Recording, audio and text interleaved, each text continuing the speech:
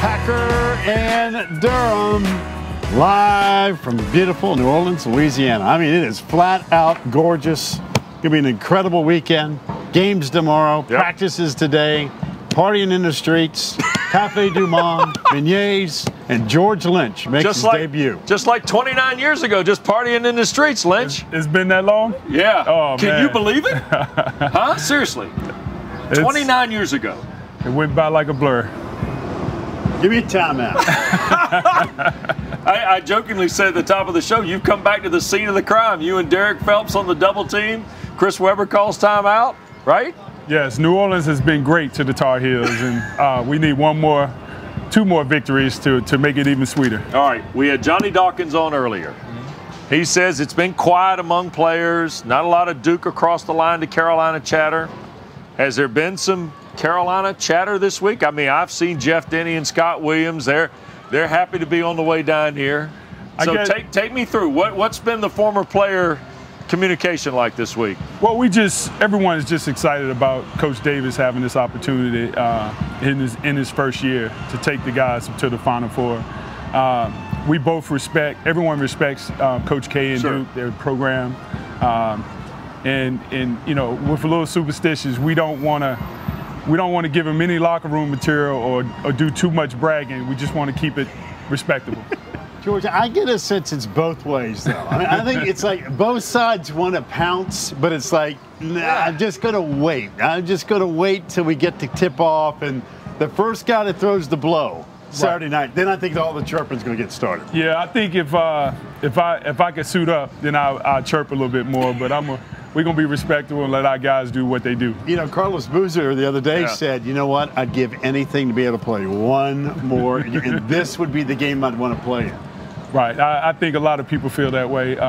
You know, first time meeting in the NCAA tournament here in New Orleans, where it's been great for the Tar Heels. And, you know, it's just great to be back here and enjoying the scenery. Oh, look at this now.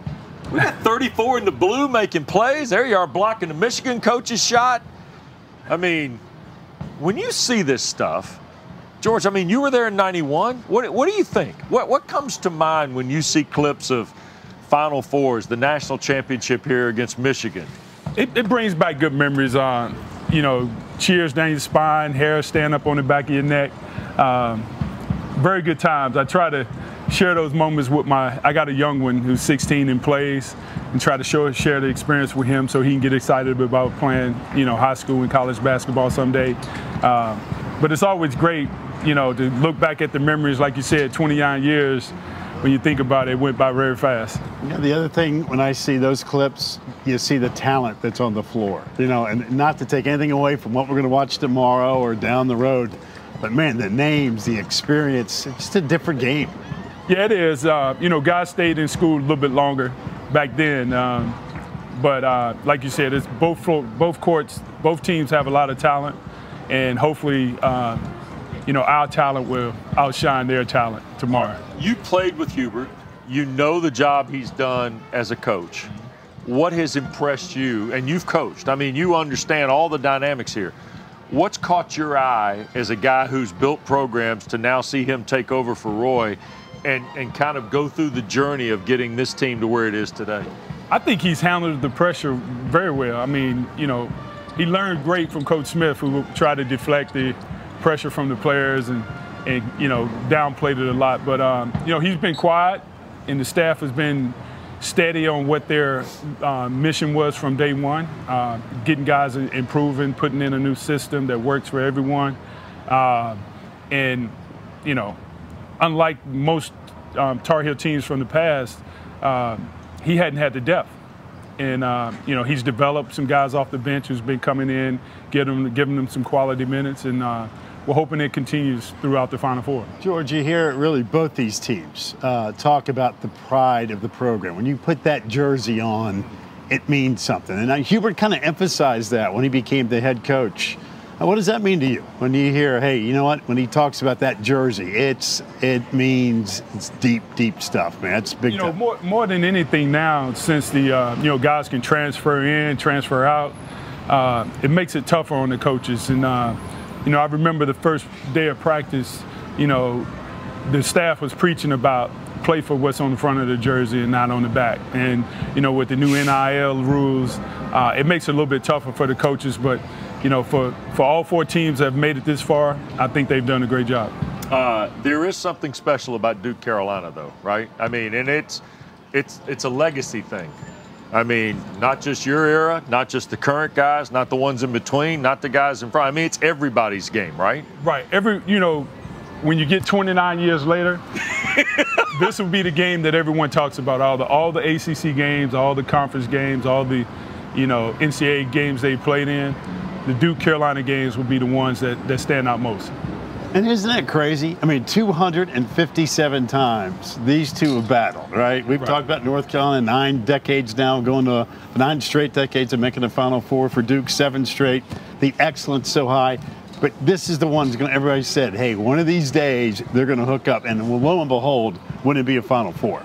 Yeah, and back in New Orleans, a great place to play college basketball.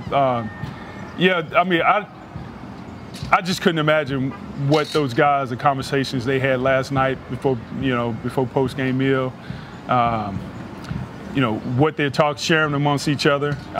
You know, I'm sure it's at the top of their list of priorities. Hopefully parents, their families aren't bugging them with tickets. They got all that behind them. Yeah. And they're ready to play. All right, you played in this game, both the semifinal and the finals. Here's the question. Somebody wins tomorrow night in the Duke Carolina game, and they got to reload for Monday night. In '93, you guys beat Kansas after losing to them in '91. You come back in '93 and beat them, and then you end up playing Michigan, who beat Kentucky. How do you go about, if you're Hubert Davis or Coach K, between tomorrow night at the end of the night and Monday night, after you go through Duke Carolina, how do you reload? Because I think that's one of the biggest questions Monday is if it's Kansas or if it's Villanova, how does the winning coach in Duke Carolina reset for Monday night? Well, like they've been doing, you know, in the past couple of days, you talk about the big picture, winning the national championship, and this is just one more game towards that. But it's tough because it's not one more game, it's Carolina Duke. And like you said, it's going to be a challenge to reload. But I think you talk to the guys about, some guys you tell them, look, this could be your last game. This is your last game if you're a senior, if you're not going on to play professional basketball, and just enjoy the moment and give it everything you have. I think the adrenaline, once they get into the arena with 60,000 plus, you know, all the soreness and pain and what you got on your head, in your mind, will all go away once the ball tips up. George, the fact that, you know, you played with Dean, for Dean, you had Roy Williams, another legendary coach, and here goes Hubert replacing Roy Williams, and he's the first African-American coach. Well, what does all that mean to you personally? I mean, you know Hubert from your days, right? But now here's the guy. He is the head basketball coach at North Carolina. It means a lot, you know, not because he's the first African-American. I think he represents all African-Americans who wants to be coaches someday. To get that opportunity at a flagship blue blood program, I'm sure a lot of guys, high school, you know, middle school, AAU coaches want to see him do well, want to see Penny Hardaway do well, want to see Juwan Howard do well.